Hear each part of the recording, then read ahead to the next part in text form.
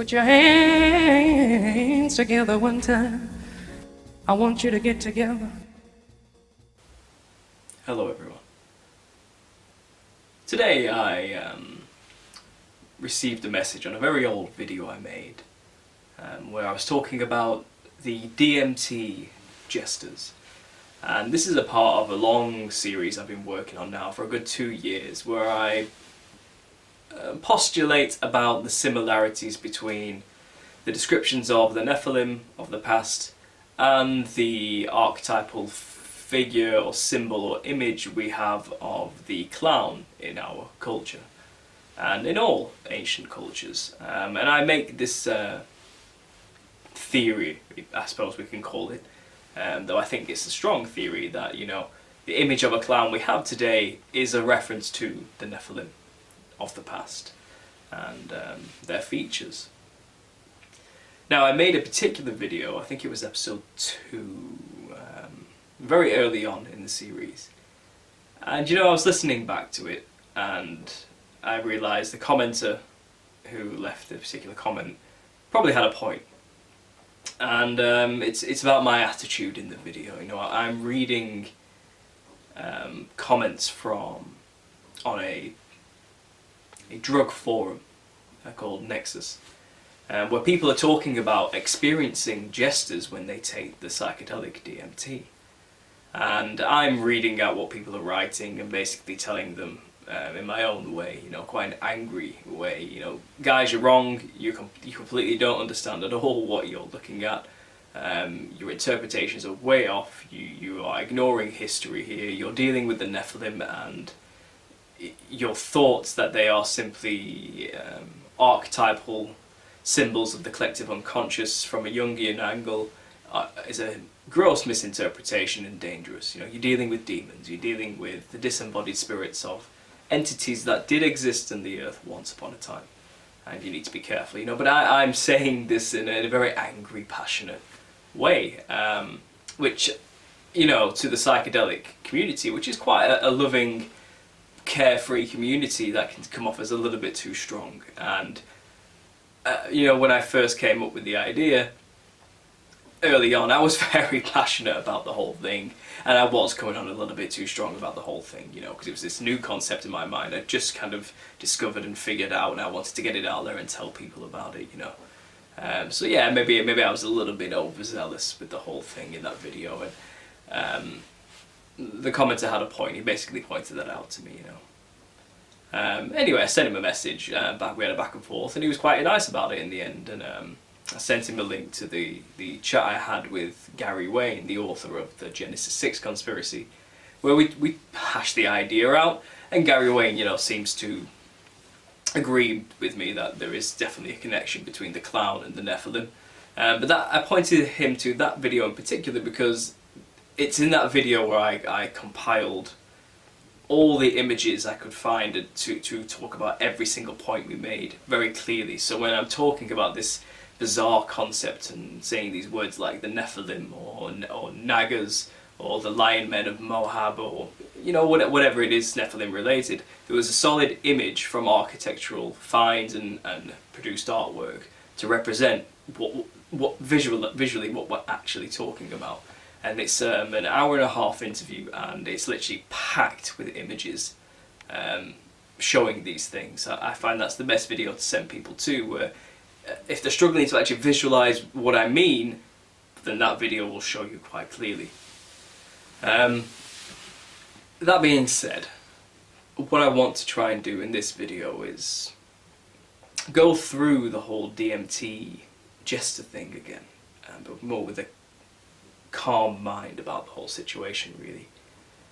You know, I was a member of the psychedelic community, I suppose you can call it. It's not like a solid movement exactly, but it's certainly a culture of a type. You know, when I was still a teenager, when I was 19, I loved the idea of exploring consciousness. You know, I wanted to go as far out there as man could possibly go and see the furthest reaches of our vision and our minds and our consciousness, and our imaginations, and I wanted to see the things that mystics had seen, which had made them have such strong beliefs on matters regarding other dimensions and so forth. I wanted to see these realms for myself, you know, and I managed to do that. I took it upon myself, and I had friends with similar-minded wants and needs, and we got access to the chemicals necessary to do these things, and I got to see. Now that was, you know, when I was 19 when I really started doing these things. I was 17 when I had my first salvia trip, and I didn't really know this then because I was quite ignorant of the stuff. But though I had researched salvia, but I didn't really know about DMT by this point. You know, I'd heard of acid but never done anything of the sort. It was the first psychedelic I did. You know, when I did salvia, that was crazy. That was a very, very intense as a trip. It was the first trip I had ever had, and I kind of found out as I got older that, well, salvia is on par to, if not stronger than DMT. So I inadvertently went in at the deep end at 17. You know, that had triggered in my mind at that age that there's things beyond my normal perception of vision that are going on that I don't understand, and I guess that must have had some effect on me wanting to go further as I got older. So, you know, I smoked a lot of cannabis, and that was kind of a main staple. That was, to use a Christian colloquialism, that was my daily bread, you know, cannabis. And I've left that behind now. Now I'm 26 and sober for half a year on that stuff now. But that was always a main staple, and as I went through college, you know, I experimented with slightly harder drugs. You know, I went through the methadone stage, which was like an MDMA substitute because it was readily available and cheap. And then I went to university, and then I was on MDMA quite regularly. Then I got access to acid. I started taking tabs of acid and had a whole year of experimentation with that, taking them at different doses at different times in different environments, documenting it down in my little drug diary, which I read out, in fact, on one of the videos on this channel for you all to see about my psychedelic history. And, you know, I spent a long time exploring that kind of realm of consciousness. I hadn't gone back to salvia since, but I knew I wanted to go further and really pierce the veil. I wanted to see to the other side. I wanted to get to a completely new dimension that is alien to this world 100%. You know, taking acid is close enough, but it's still this world. You're still seeing this world, but you see this world for all of its geometric flourishes and designs, which are always there, but our visual capacity isn't normally at a level where we can take that information in and process it. Acid opens up the floodgates of your visual processes, and you basically see everything that is there. You don't see things that aren't there, and that's the big distinction from dimethyltryptamine. So, you know, I managed to experiment with mushrooms in this process, picked my own, in fact, and you know, it got some from Mexico, imported in, and also, you know, I really went out there with the psychedelic exploration.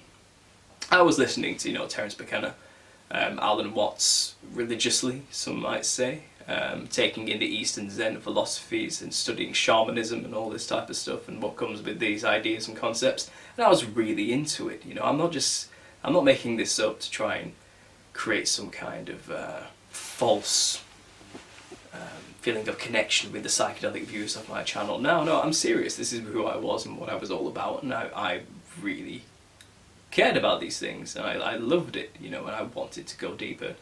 A friend of mine at university, towards the end of my university experience, managed to get hold of dimethyltryptamine, and we were hyped. We were meeting up again, you know, in a few months' time. He had the dimethyltryptamine ready. We had the pipe necessary as well, the vaporizer pipe and all this type of thing, and we were ready for it. And when we saw each other again in a meetup, I think it must have been around 2013. It was before I started the channel. You know, we got access to this, and yeah, it was just me and him in a room We didn't want anyone else to disturb us, and we were taking this very seriously. And it's kind of like, right, we're comfortable, set and setting, no one's going to disturb us, no one expected surprises.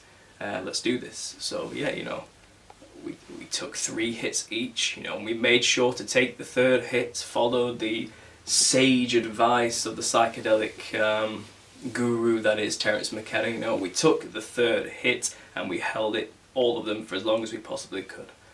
And you know, we did break through, and I could see we were having 2 very distinctly different trips. He was seeing people dancing, the walls, figures all around him. He was very physical, and he was moving his arms and getting all into this jive, and he was kind of having this swaying, dancing thing going on the whole time. The biggest smile I've ever seen on his face, you know. But he was talking about how he could see like 2 people like dancing, holding each other and swirling on this completely blank wall. I wasn't going there. I was sat in the kind of like the lotus position, my legs crossed on the bed, just with my arms, you know, like this, just rocking. You know, I guess I was rocking back and forth, but I felt quite still, you know, just gently swaying and just looking straight ahead at everything that was happening around me. And the room began to look cartoonish at first, became very 2-dimensional, more like literally I was in a cartoon drawing type of room. The colours started to become vibrant and bold, like a pastoral painting of oil colours, you know, and oil paints. And then it decided to get a lot. Well, it decided to get a lot more trippy after that. And it very rapidly began to just disintegrate. The room melted into geometric form and pattern, to the point where it was practically unrecognisable. I remember seeing the creases in the bed sheets in front of me, and how it looked like each wave, well, it looked like a landscape in its own right of waves and form and pattern. Psychedelic, I was seeing colours that I never even knew could exist. And you know, that just disappeared. I went through all of this and the room was gone. I saw, you know, the typical chrysanthemum mandala pattern of this circle, I suppose, as the room kind of dissolved it within it, but eventually I was in a space. I guess it felt physically like an empty space, but visually it was alive. It was a living space. That's all I can really describe it as. Reds and oranges were very prominent in a very spiral-like nature. It's as though this world I was in was toroidal, the shape of a toroid. If you look that up, 3D shape of a torus. That's kind of what I was in the center of, looking visually out of. And I will admit, you know, I felt an extreme peace, a calm. I was still me, you know, and most of the drugs you lose yourself and you forget you're on a trip and you don't really understand what's going on sometimes, or, you know, you're not quite you, essentially. You lose an aspect of yourself. But on DMT I was 100% me. Me talking to you right now. I could still have done something like this in that state. I hadn't lost my mind. My mind was very much there.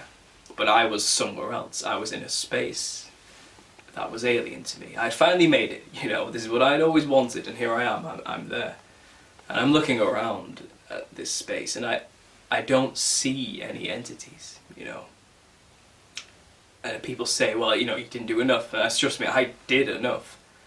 And my mate next to me took just the same amount as me, and he was seeing these entities, but I looked around and I didn't see beings. But I could see how the space itself was living.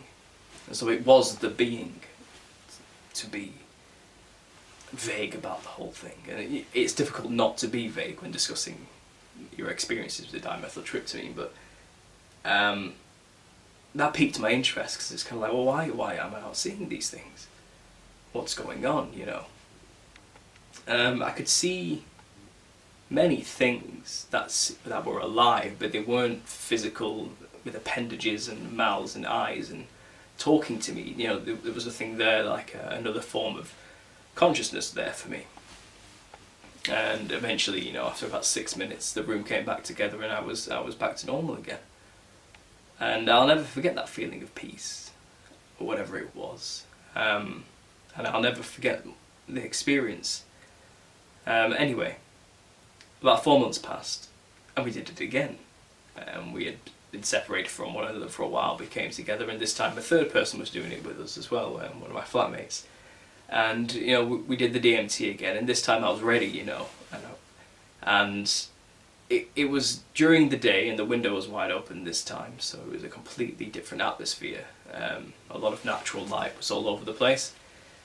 And I had the same feeling you get when you take that third hit, you know, that vibratory thing, that noise, that ringing, that humming, that sounds so typical of psychedelic music, you know, was playing around me, and everything was singing at me, all the particles vibrating. But this time, with the music that was going, this rhythm was around me, coming from everything around me, and it was a real beat, you know, it was very auditory, this trip. And the patterns on the wall were kind of sloshing and dancing like crashing waves into each other with this beat, and the colours were so crystalline, you know, and that seemed again very much alive, so alive, and the patterns that formed were so intense. I was looking at my friend who had taken it as well, you know, we were all at a peak of a trip, and I could see on him the connecting triangles that make up, like, let's say, a computer programmed map of a model of a person. I could see them all within him, but it was him. And those points were like nodal points of where veins connected within him, but it seemed so structured, designed, I guess is the word I'm going for. And I could see this pattern in him, which was clearly always been there, and it always has been there, and always will be there, but I could finally actually see it. And, you know, all I remember really is looking at the room, and the whole thing fell apart again, and I went to this space again, the same space of peace, quiet, calm. Not emptiness. The space again was a entity in its own right. And I was there with it, or in it, or I was it, and all. I had all these confusing thoughts going through my mind. Very confusing thoughts. But only confusing now I'm out of it. When I was in it, I understood everything. It's like, I get this, I understand this. Like, of course. And it's funny when you're in that space. It's like, of course, you know, I know this place. I know where I am, I know what's going on here. This is not an alien place, this is the place, this is it, you know, this is it. I don't know what it is, I don't know what I mean when I say that, but I knew it. I knew what it was then and there in that moment, in that space, and there was no fear about the situation, it was a calm. And I was again like this, you know, just saying, repeating over and over again, you know, my God, you know, my God. And I don't mean that in the sense of you, this experience, you are my God. That's not what I meant. By this point I had just begun my process of going into researching the Christian perspective and understanding the concept of a God, a divine being, a creator of all things. I just started going down this route, you know, and this was kind of a test for me to say, all right, God, if something is going on here, show me, you know. And I was a New Age atheistic agnostic type. I was open to a lot of things, and I was playing with the idea of a creator. And I saw in that trip the clear design to the creation that is a human being in my very friend, the geometry of all things and the complexity behind it all. I was sent to a place, you know, of peace, and it didn't seem like much then. It seemed, I suppose, disappointing, because, you know, I wanted to meet the entities. But everyone else didn't seem to have a problem experiencing meeting these entities. All my friends' trip reports were very similar in the fact that these things started coming up to me and talking to me and saying no, and I didn't have any of this. I kind of felt like I was cheated out of the whole thing in the moment, I suppose, and yeah, those were my DMT experiences, and as the years went on from there, I never really needed to go back to psychedelics. That was it. I had my fill, you know, my fix. I'd done enough for it within a 4 to 5 year period consistently, and I had seen it all as far as I was aware. And I know that's not true, you know. I know that's not true, but as far as I was concerned, you know, I'd seen enough. So I had to think about these experiences for a long time. I've been stewing on them. And the more I learn about history, the more I learn about the truths that are actually in this book, you know, that we call it the Bible, the more I started to gather a picture of what was going on here, and what these entities were my friends were seeing. You know, what's going on here, you know. What are these things? Why are they there? Why didn't I see them? You know, if anyone was going to see them, I figured it would be me, because I was actively searching for them. You know, I wanted to get in contact with them. I wanted them to enlighten me about whatever it is they knew and all this type of stuff. But they only ever seemed to come to those around me and never me. So I figured, as time went on, I know what these things are now. I get it. There's reasons why these entities exist. And they have agendas. They have plans. A very long standing plan. And if you've watched the series, you understand what I think that is. They are the disembodied spirits of the offspring of fallen angels. And across many cultures, they have their own names for these beings. Quetzalcoatl is a good example for the North Americas and the ancient Aztec tribes. And they were described as serpent beings. So Quetzalcoatl, for example, is a serpent, a feathered serpent, so a winged serpent. Now the high angels, you know, were known as seraphim angels, and they were serpentine-looking entities. And when the angels rebelled and came from heaven to earth, it's the same description as feathered serpents coming down from the sky. And these entities mix their seed with humanity. Not just humans, all animals. And created genetic hybrid chimerid monsters, essentially, you know, and you've all heard the myths, whether you believe this story or not, of centaurs, minotaurs, half men, half horse, half man, half bull. Creatures like Medusa, you know. Well, there's a flurry. There's a flurry of them, of ancient half men, half gods. Hercules is a prime example of a half god, half man hybrid. And the story, whether you go through the pagan cultures, the ancient tribes, the shamanistic cultures, or even the monotheistic biblical cultures, they all have the exact same story. Beings came from another world, shall we call it, or maybe dimension, came into our existence and mixed their DNA, if you can call it that, or whatever it is, with ours, and created beings that go against the natural order of things, I suppose. And they were known as the Nephilim, and most of them were giants. Once these giants turned against mankind, you know, it takes a lot of food to keep a giant going. It takes a lot of energy. And well, eventually they turned cannibalistic and turned on mankind and ate humans. Now the fallen angels were like gods. They didn't really, in the later years of their existence on the planet, take much part in the affairs of man. They left that to their progeny, the Nephilim.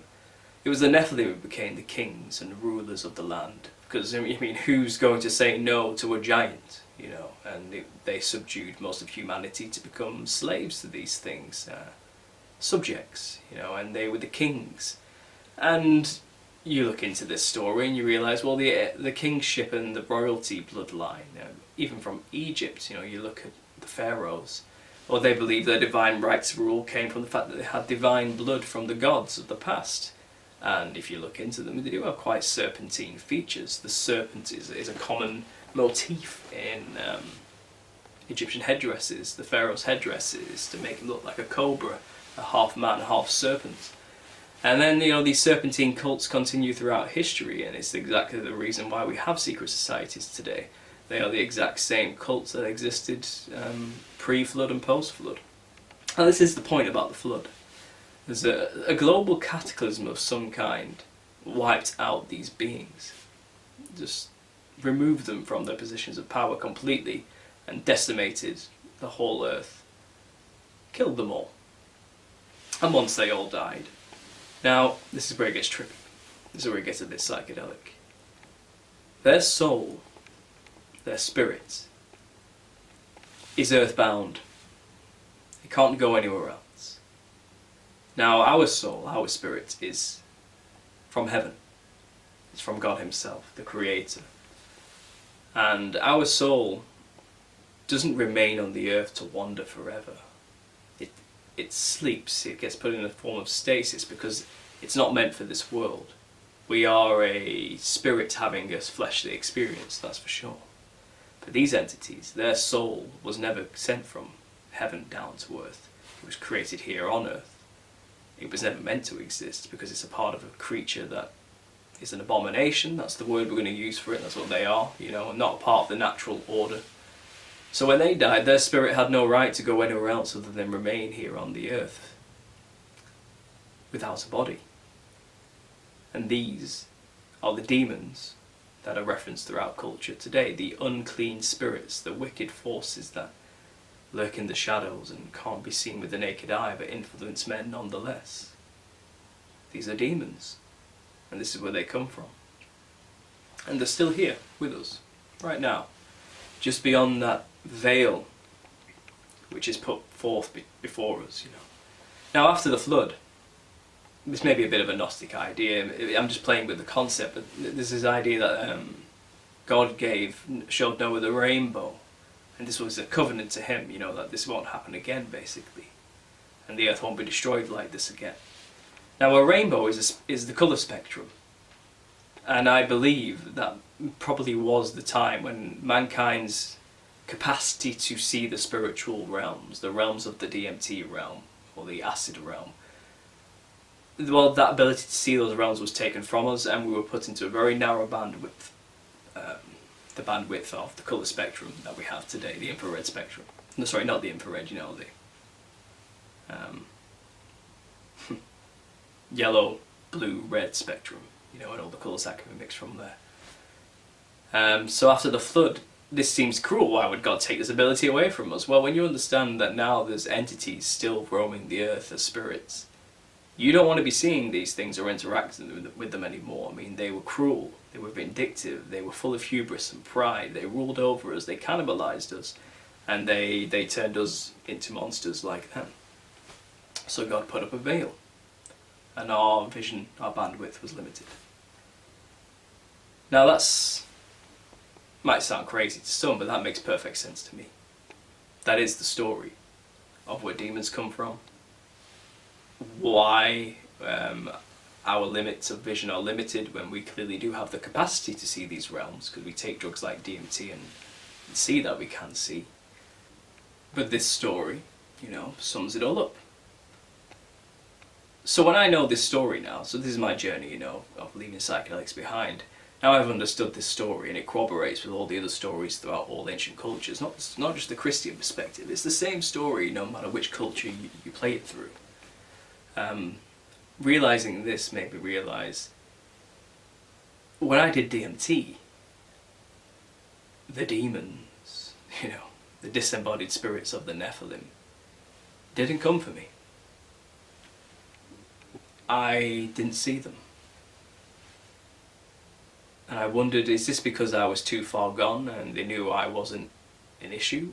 Or was I perhaps being protected? Because I asked God to show me. And if I was opening up the floodgates for my vision and my perception and my mind to be able to see these realms again, Was I being protected?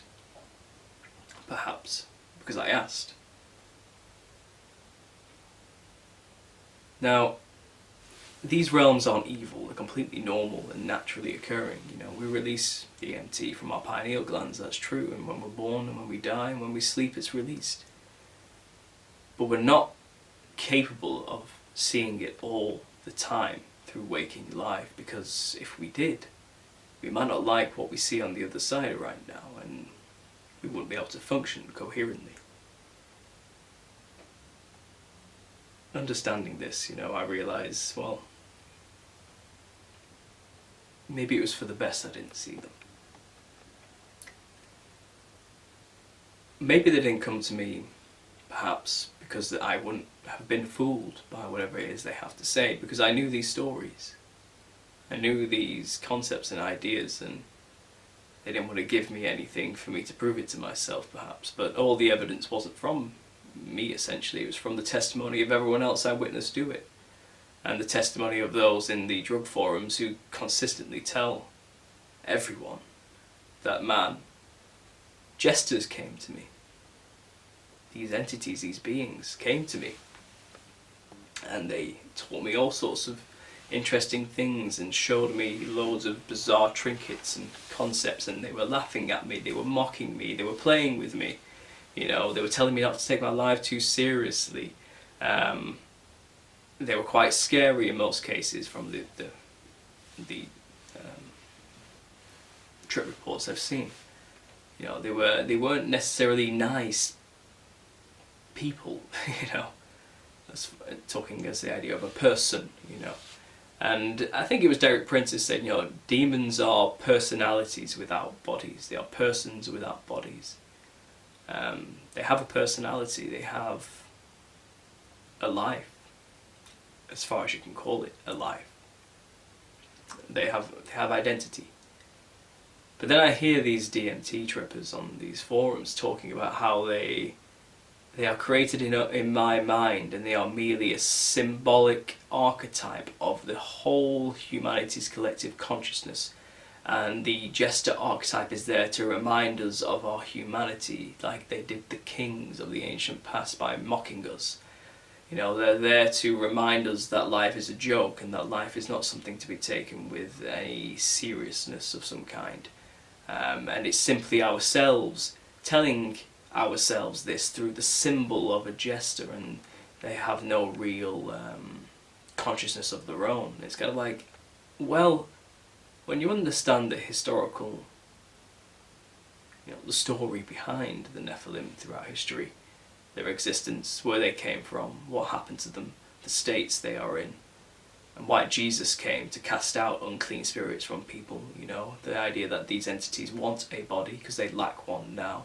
They want to be worshipped and venerated because they were once and still crave that kind of attention. You realise, well,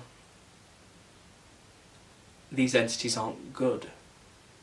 These entities, not only are they malevolent, but they're very real. They're not some construction of our minds by dipping into the pool of the collective human consciousness. They're very real entities with very real personalities who actually have a reason for being on the other side of this veil, and perhaps there's a reason why we shouldn't be going there and playing with it.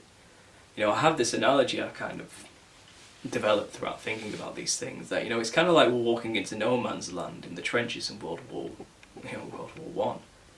You know, you can walk into no man's land, but you're essentially walking into a battlefield, and you don't know it. Now, not only do you not know it, but you don't know what's going to get to you first. You don't know if the beings that get to you are going to be good or bad. You haven't got a clue. It's naivety, really, and you wouldn't walk into a war without being sufficiently armed, and most of these people who are going into these realms are not sufficiently armed to be protected if something horrible does happen or the wrong thing does get to them first. It's dangerous. It's not a joke. It's not some place to go and have fun. You're walking into a war zone. You know, the war is over you. It's over your very soul, essentially. It's over where your energy to coin a new age term, where your consciousness, where your attention goes. And if it's on them and not on the creator, well, you're in for a bad time throughout life, mainly. And as long as you keep focused on them and not on God, the creator of all things, including the realm you love to go to so much, including you, and the earth which we love to live on and use its resources of so much, the creator of all things. If you're not focused on him, and instead you're focused on these entities, well, they've done a good job, a job well done. And you'll never really learn the truths necessary to live a productive, useful life while on this earth. You'll forever be chasing shadows. You'll forever be the punchline of some jester's joke.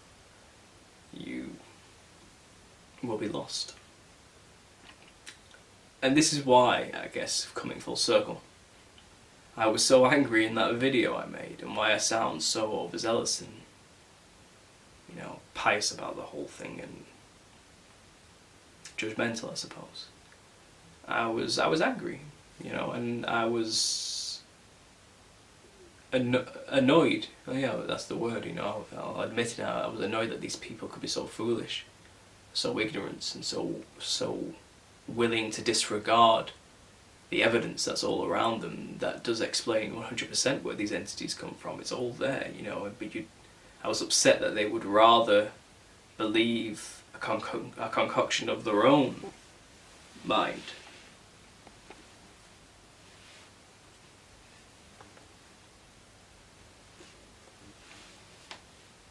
I was upset they would rather believe that it was them making it all up in their minds. I was upset that they were making idols out of these entities, that they were taking them seriously as if they had something actually useful to teach them. I was angry and annoyed that this had made them basically think they are gods. They are the god of their own reality. They are the creator of their own illusion. But I never had that perspective, doing DMT. I always understood that, well, yes, the earth is clearly designed. I can see it clearly now. But that means there's a designer, and I couldn't ignore that. I couldn't just pretend that wasn't the case anymore. I had to start to take it seriously.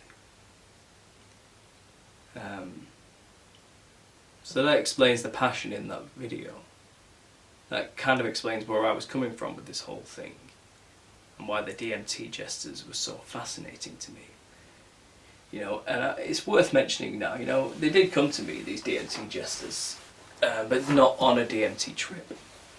They came to me just as I was drifting off to sleep, so I suppose DMT was probably released during that time, when I think about it.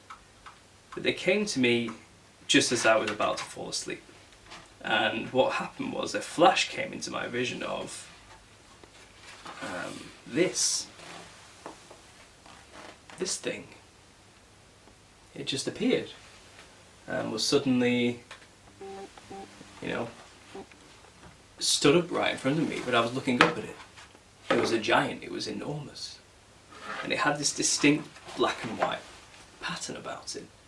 And these bizarre Egyptian looking painted eyes and these pink lips, And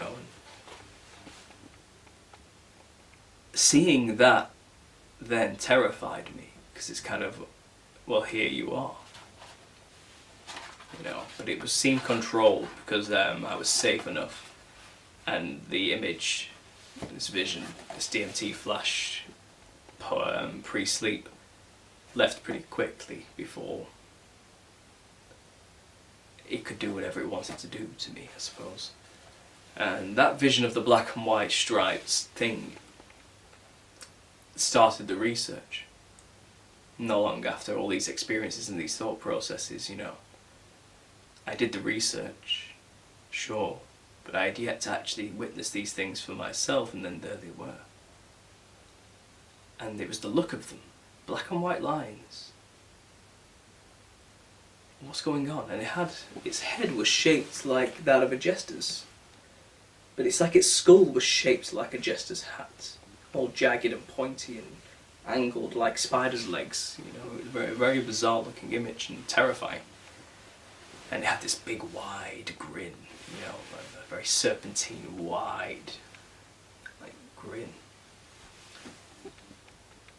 And I looked into it and found the Hoyoka tribe, you know, and saw then the Pueblo tribes, and they all had this jester archetype, this jester character in their tribes and their dances and so forth, who had these black and white line stripes. And then you've realised this pattern is everywhere. It's even in Freemasonry, you know, it's in movies, you know, referencing clowns and demons and all. And then I started to put these links together. That's when I started to realise there's something here. You know, if the ancient orders, the occult secret societies worship the Nephilim gods of the past still to this day, then it would make sense that they would venerate the clown. Because a clown, you know, has white skin, red hair, a red nose, red lips, big, large joke shoes, big hands. And those are all characteristics of a giant. And these giants, most of them were described as having white skin and were cannibals. So the red around the mouth is the blood on the nose. The wild, crazy red hair, well, it's a lot like a mane of a lion. And we know that some of these Nephilim of the past were lion men. They had the face and head of a lion with the hair and the mane and everything. And they were red-haired. The red hair was a very common theme for most of these hybrids. And that's a clown that we know of today. So it's as though the clown is a caricatured symbol of something, a distant memory of something that once existed on the earth, these beings. And in the DMT realm, well, they look like jesters, which is another kind of, it's a clown of a sort. So I wondered, well, they looked more like monstrous clowns when they existed in their physical form. Is the psychedelic Harley Quinn jeweled, multicoloured, patterned jester form simply the Nephilim clowns in their spirit? More ethereal, you know, rather than physical. And that's my theory so far. This is how I got to it all. This is what I think of the whole thing now, and I'm sharing it with you guys. You know, I thought I want to clear up a few things of how I got here, and you know where I'm at with it currently. You know, and I've shown many examples in my series of how all pervasive this symbolism is in our culture, ancient, modern, all over the earth and every continent. And I'm hoping to show you a lot more as time goes on. But I just wanted to comment on that video. I want new followers of the videos to understand I've come a long way since then, 2 years ago, about the whole thing. I'm a lot calmer about it, you know, and I've got a lot more ideas and perspectives about the whole situation. And I guess I want to also make it clear, you know, though now I've given my life to Jesus and He is my protection against all this in spiritual matters, you know, all authorities on Him over these beings, and strong as He was in me than He was in the world in that respect. And you know, I found God through all of this psychedelic exploration. I found the truth. And I guess fundamentally what I really want to do is let the psychedelic viewers of my videos understand, you know, I really get it. I was where you are. I listened to the same things you probably listened to. I had the same thoughts and ideas about everything you probably had at one point. I really went hard into psychedelic exploration. I wanted more. I wanted to know that there was more to this existence than what the atheist institutions and the New Ages had told me, you know, and whatever. I wanted to know there was more. I've been there, and in the end, I want you to understand that, you know, God is real. It all comes down to that in the end. I don't want you to delude yourself with vain philosophies. You can know the answers. You can look into the research for yourself. You can read the books. You can review the history. And I want you to know that it's not subjective. There are objective facts involved with this grand deception. And you can go and find them for yourself. Don't think I'm, a lot of people watch my videos and think, well, this guy's a Christian, he can't possibly know what we believe and what we've seen, he'll never understand. It's kind of, you're wrong. I do understand. And here I am, a Christian. And I'm a problem you have to confront. You can't just brush me out of the way. I've done all the psychedelics, I've seen the realms, I understand. But I'm still a Christian. And I'll never understand, however, how the existence of the psychedelic realms discredits God in the eyes of New Agers. I'll never understand how discovering the geometric forms of the nature of the reality around them doesn't lead to the conclusion that, well, there must be a designer to this clear design. I'll never understand how people refuse to make that connection in their mind. It baffles me, really. I guess I'm theorizing here, but most people would prefer to not draw that conclusion because of the consequences it has in their perceptions of life and in their minds. That, well, if I accept that, I might have to make some changes. And change is difficult. Change is difficult. But it's possible. Anyway, guys, I'll leave it there. Thank you for listening. And as always, God bless. Put your hands together one time. I want you to get together. I want you to get together.